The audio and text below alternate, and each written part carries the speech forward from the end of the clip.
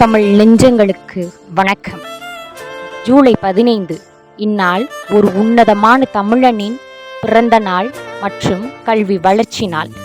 முயற்சியினால் தானும் வளர்ந்து தன் நாட்டையும் வளர்த்துவிட்ட ஒரு சுடரொளியின் நாள்.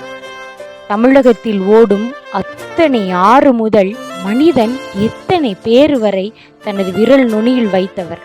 மாணவர்களே, தோழர்களே, அடிபணியாய் எம் அருமை தமிழர்களே, கல்வியின் நோக்கத்தையும் மாணவரிடத்தில் ஊக்கத்தையும் பெருந்தலைவர் எனும் பட்டத்தையும் சத்துணவு என்ற திட்டத்தையும் கொண்டு வந்த நமது பச்சை தமிழன் காமராசர்.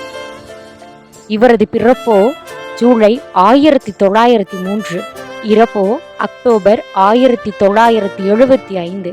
பிறப்பில் தான் ஏழையாக இருந்தாலும் மக்களின் வாழ்வை சோலையாக்கின பெருமை